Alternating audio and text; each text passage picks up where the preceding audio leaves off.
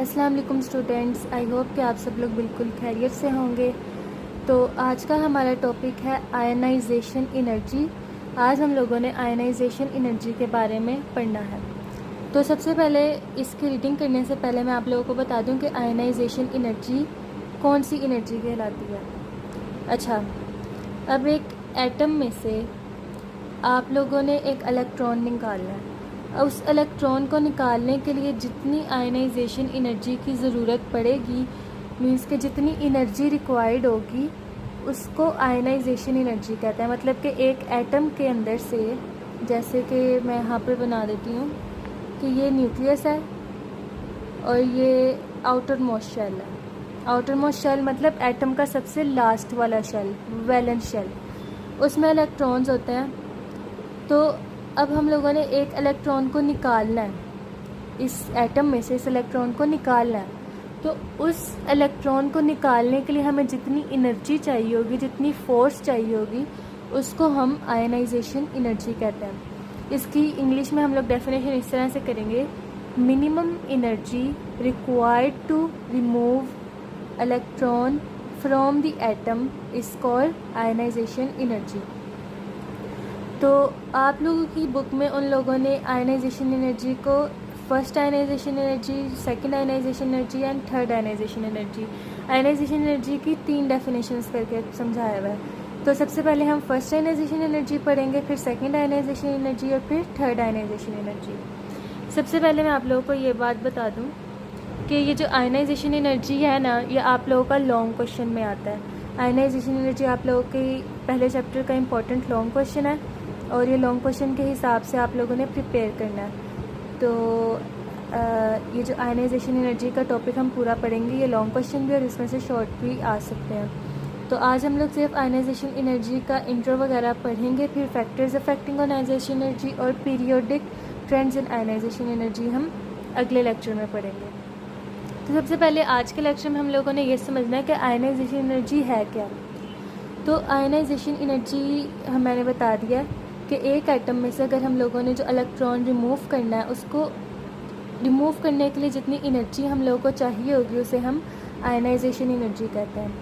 तो सबसे पहले हम फर्स्ट आयनाइजेशन एनर्जी पढ़ते हैं कि फर्स्ट आयनाइजेशन एनर्जी क्या होती है।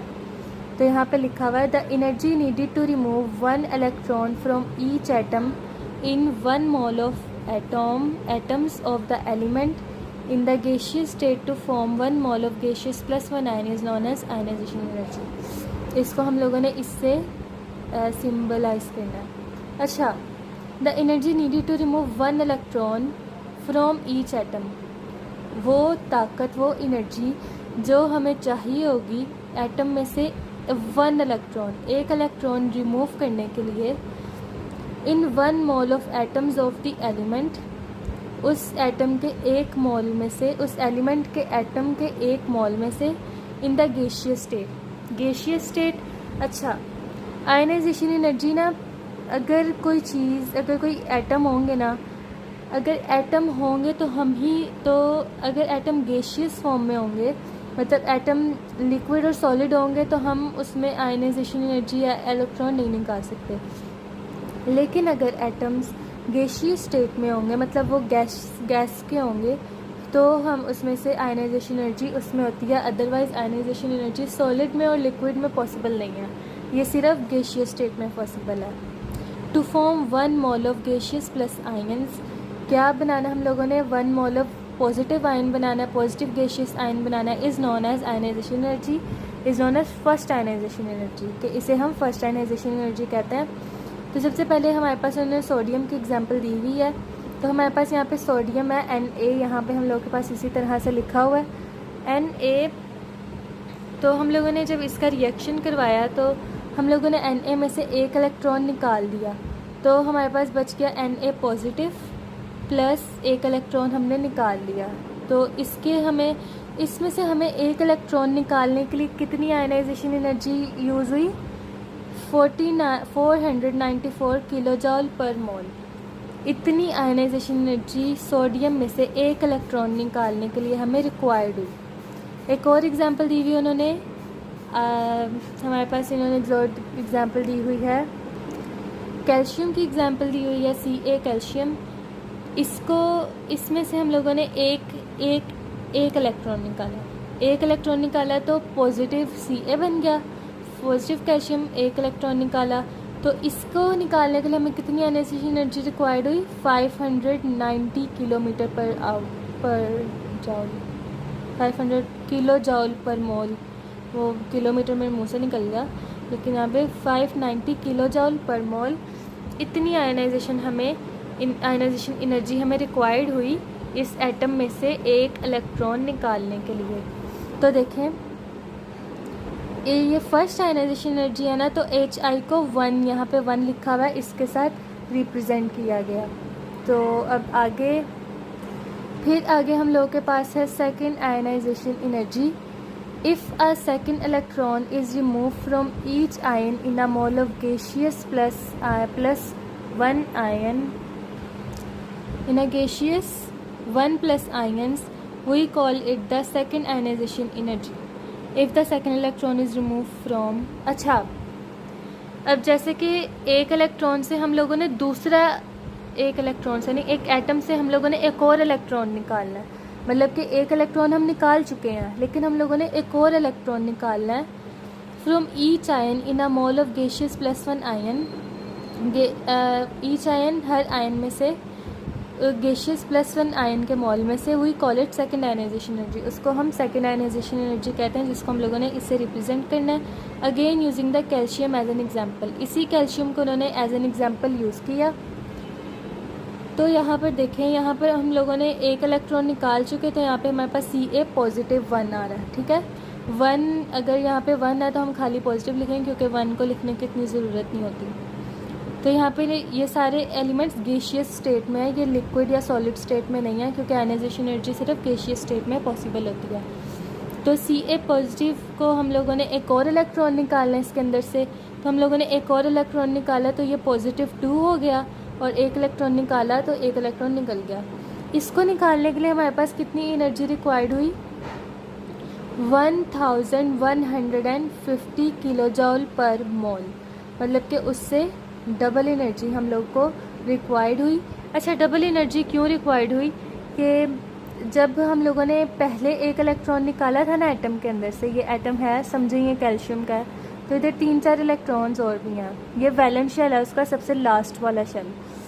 तो उसमें से हम लोगों ने एक इलेक्ट्रॉन निकाल लिया, तो जो बाकी इलेक्ट्रॉन होंगे वो न्यूक्लियस के साथ उनकी फोर्स ऑफ अट्रैक्शन और ज़्यादा हो जाएगी, जिसकी वजह से उनके जो फोर्स ऑफ अट्रैक्शन ज़्यादा हो जाएगी, तो और ज़्यादा एनर्जी रिक्वायर्ड होगी उसको अंदर से एटम को इलेक्ट्रॉन को निकालने के लिए। फिर इसी तरह से आगे हम लोगों के पास थर्ड आयनाइजेशन एनर्जी लिखी हुई है।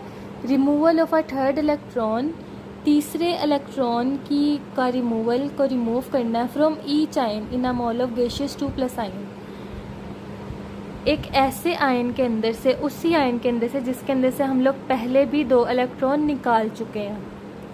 इस corresponds to the third ionisation energy, उसे हम क्या कहेंगे? थर्ड आयनाइजेशन एनर्जी कहेंगे। Again using calcium as an example, दोबारा से हम कैल्शियम को एज एन एग्जाम्पल यूज़ करेंगे। Ca2+, यहाँ क्यों लिखा आ रहा है? क्योंकि हम लोग पहले से इस आयन में से 2 इलेक्ट्रॉन निकाल चुके हैं। तो जब हम लोगों ने तीसरा इलेक्ट्रॉन निकाला तो हमारे पास हो गया Ca3+ और एक इलेक्ट्रॉन निकाल लिया। ठीक है, तो इसकी आयनाइजेशन हमें कितनी रिक्वायर्ड हुई इसको निकालने के लिए? 4940 मीन्स के 4940 किलो जॉल पर मोल।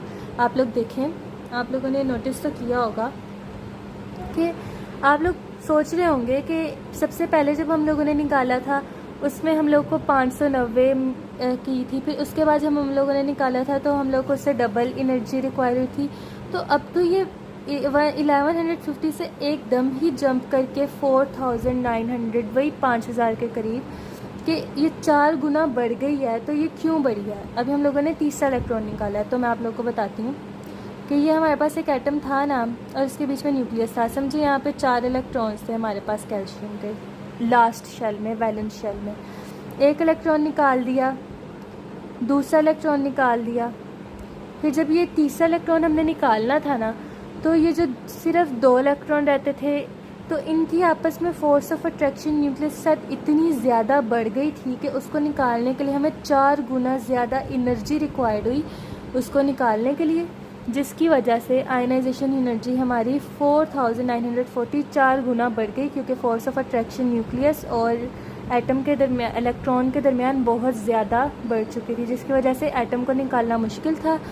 तो इससे हमारी आयनाइजेशन एनर्जी हमें ज़्यादा रिक्वायर्ड हुई, ज़्यादा यूज़ करनी पड़े हमें। An element can have several ionization energies. The exact number corresponds to its atomic number. तो काफ़ी हम लोगों ने इधर कैल्शियम की एग्जांपल लिया है और सोडियम की, तो और भी जितने एलिमेंट्स हैं सबकी आयनाइजेशन एनर्जी होती है। तो मैं आप लोग को एक और बता दूं कि वैल्यूज़ क्यों नहीं बढ़ाई जाती हैं, मतलब कि यहाँ पे जो ये वैल्यूज़ मैंने आप लोग को बता दिया कि वैल्यूज़ क्यों नहीं बढ़ी, क्योंकि जब हम लोगों ने इलेक्ट्रॉन निकाल लेंगे तो न्यूक्लियस और इलेक्ट्रॉन के दरमियान फोर्स ऑफ अट्रैक्शन बढ़ जाएगी, तो इसी को कहते हैं आयनाइजेशन एनर्जी। तो मैंने आज आप लोगों को आयनाइजेशन एनर्जी का इंट्रो समझा दिया है। तो अगले लेक्चर में हम लोग आयनाइजेशन एनर्जी का फैक्टर्स अफेक्टिंग आयनाइजेशन एनर्जी पढ़ेंगे और periodic trends in ionisation energy पढ़ेंगे। तो आई होप कि आप लोगों को ये वाला लेक्चर आज का समझ आ चुका होगा। अगर समझ आ चुका है तो मेरे चैनल को लाइक, सब्सक्राइब और शेयर लाजमी कीजिएगा और कमेंट भी कीजिएगा अगर किसी चीज़ में कोई डिफ़िकल्टी है। आज के लिए इजाज़त, अल्लाह हाफ़िज़।